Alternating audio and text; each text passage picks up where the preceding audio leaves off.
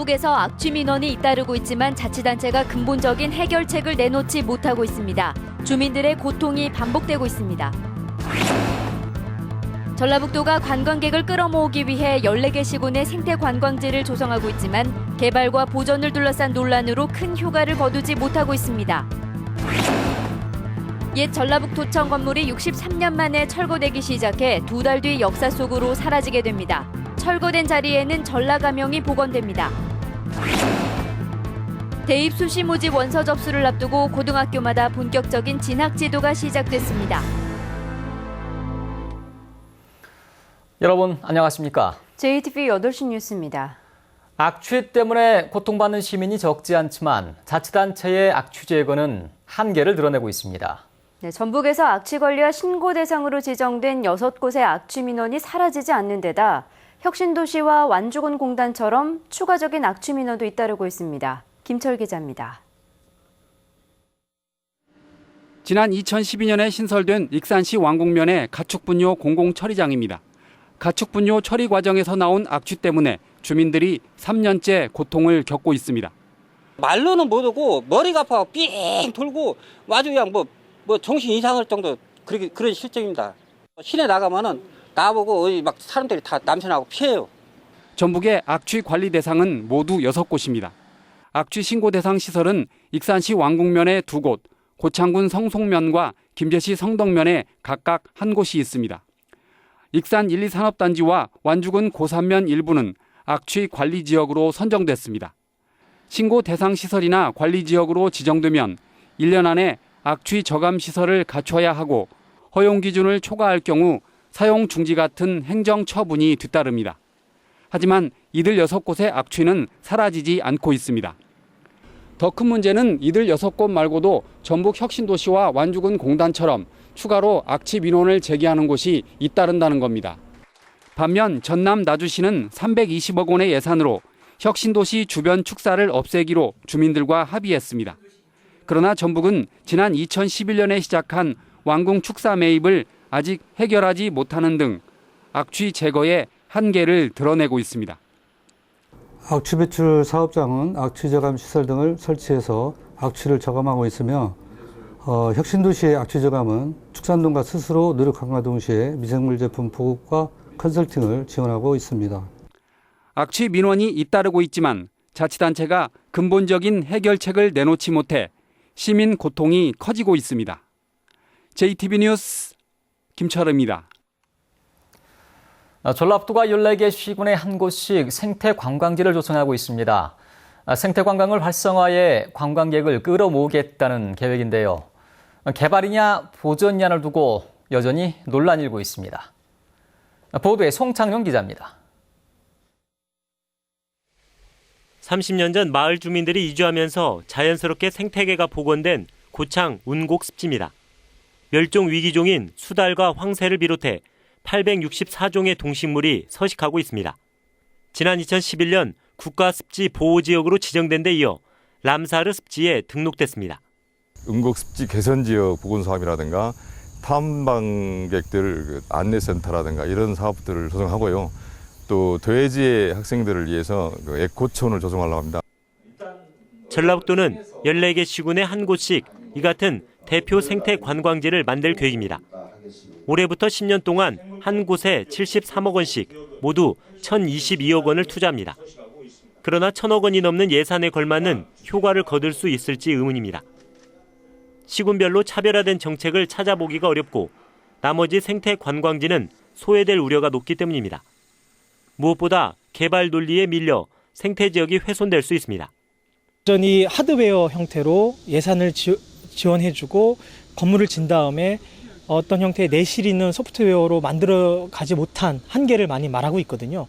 본연의 어떤 정체성을 깨뜨릴 수도 있지만 그렇게 하지 않는 것을 전제로 생태 자연 관광을 일으켜서 거기서 얻어지는 경제적인 이득을 다시 주민에게 환원하고 전라북도는 자연환경 보전과 관광 활성화라는 두 마리의 토끼를 모두 잡을 수 있다고 밝혔지만 논란은 쉽게 가라앉지 않을 것으로 보입니다.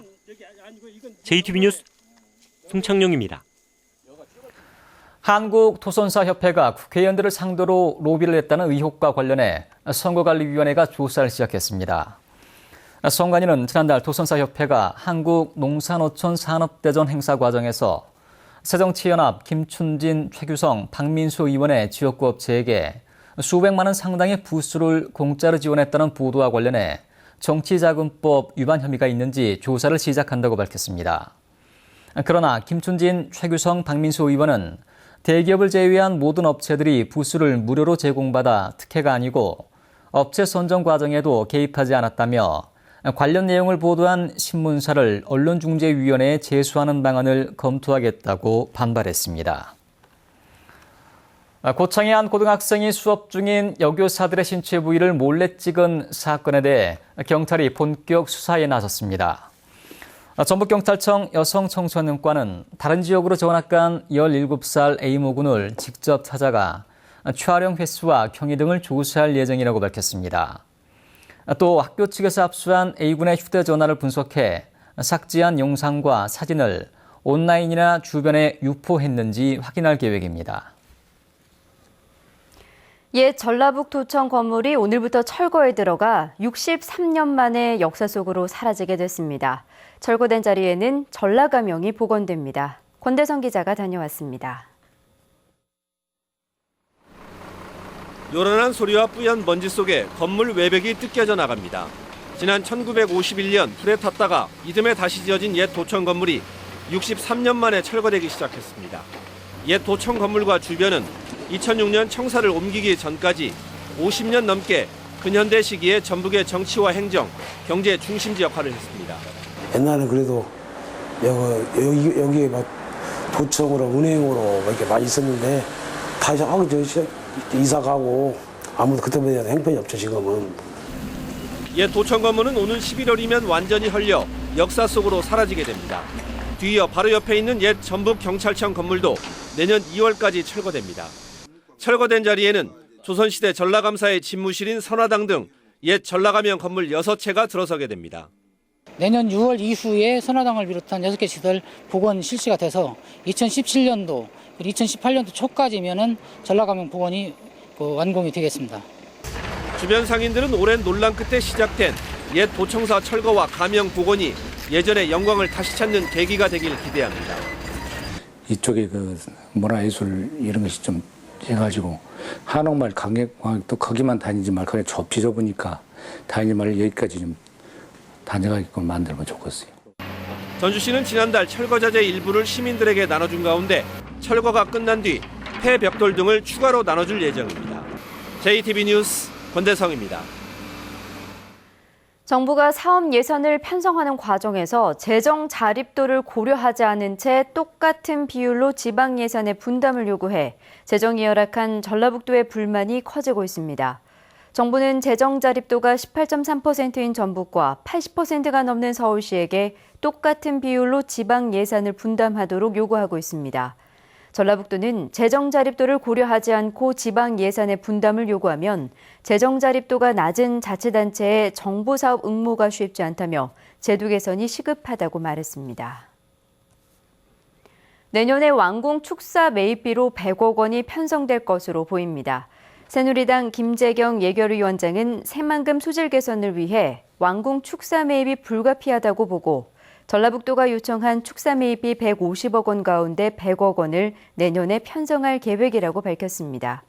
김재경 예결위원장은 또 새만금 남북 2축 도로의 설계비 명목으로 내년에 23억 원을 편성하기로 했습니다. 새만금 유역의 수질을 개선하기 위한 익산천 정비 사업을 이달부터 시작합니다.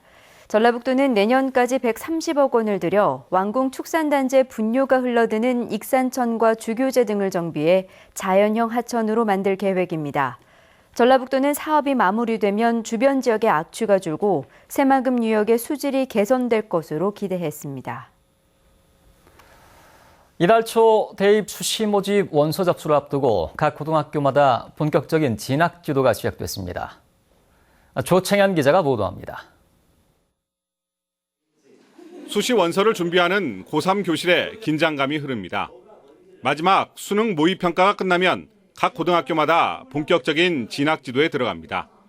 오는 9일 수시 원서 접수를 앞두고 수험생들은 자신이 지원할 대학을 사실상 결정한 상태입니다. 이제 남은 일주일간 여름방학 때부터 준비해온 자기소개서를 다듬고 지원 대학의 전형에 맞춰 준비해야 합니다. 면접 일자라든지 또 접수 마감 시간 이런 걸 꼼꼼히 살피고 최저 기준이 또 얼마나 달성 가능한지, 그다음에 자기소개서나 추천서가 또 요구되는 대학인지 그런 걸 꼼꼼히 살펴서 이제 마지막 일주일간 차분차분 준비를 해야 되겠습니다. 전북교육청은 26명의 지역고등학교 진학 교사들이 참여하는 대면 진학 상담실을 열고 1:1 입시 지도에 나섰습니다. 4개를 응시하고 2개만 반영한다 일 수 있어요. 그러면 학생이 불이익을 당할 수 있잖아요.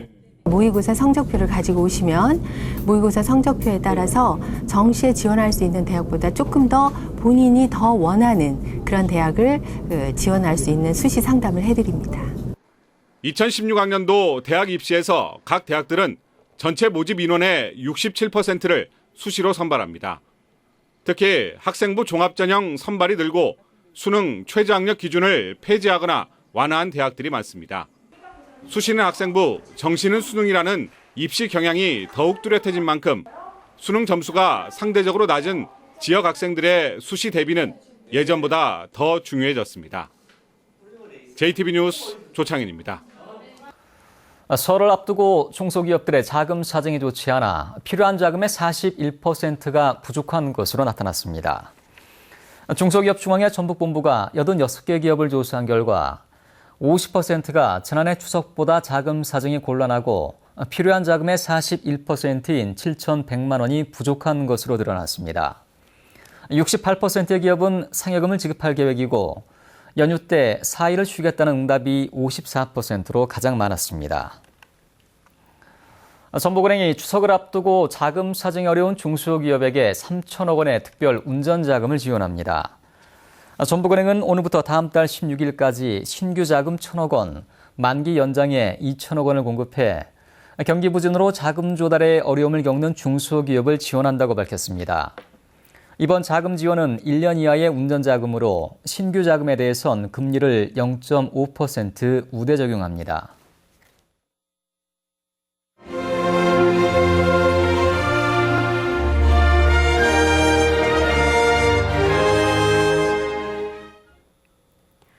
소외계층을 위해 나눔을 실천하는 봉사자들의 이야기를 소개하는 순서입니다.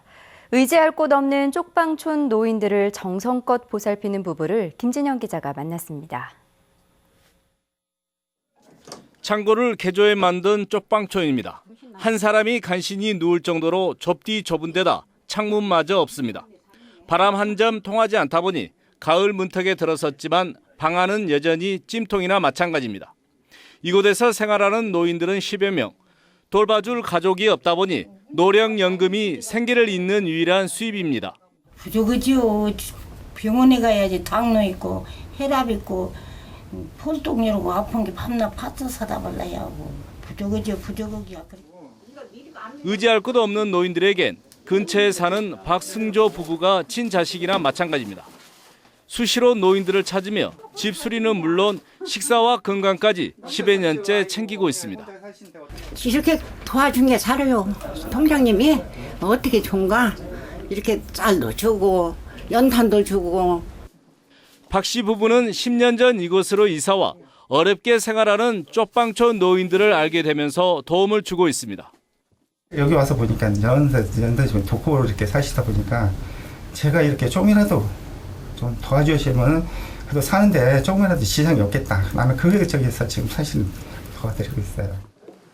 박 씨 부부의 이웃 사랑이 알려지면서 최근엔 주변 사람들도 도움의 손길을 내밀고 있습니다. 향후에도 저희가 이제 지속적으로 반복적으로 어머니들 와서 찾아뵙고 뭐가 필요한지 시급한 건지 봐서 그때그때 저희들이 관심을 갖도록 하겠습니다. 박 씨 부부의 이웃 사랑이 의지할 곳 없는 쪽방촌 노인들에게 힘과 위안이 되고 있습니다. JTB 뉴스 김진형입니다. 동학농민혁명기념재단이 문화재청에 동학농민군 임명장과 회고록, 지맛 기록 등 기록물 171건에 대한 유네스코 세계유산 등재를 신청했습니다. 문화재청은 다음 달에 세계유산분과위원회를 열어 유네스코의 세계유산 등재를 신청할지 결정할 계획입니다. 전북 혁신도시의 공공기관 이전율이 전국에서 가장 높은 것으로 나타났습니다. 국토교통부가 조사한 결과 전북 혁신도시에는 12개 이전기관 가운데 한국식품연구원을 제외한 11개 기관이 옮겨 이전율이 92%로 전국 10개 혁신도시에서 가장 높았습니다. 또 전북 혁신도시에는 계획인구의 61%인 17,000여 명이 거주해 계획 대비 거주인구 비율이 전국 혁신도시에서 세 번째로 높았습니다. 가뭄이 계속되면서 저수율이 계속 낮아지고 있습니다.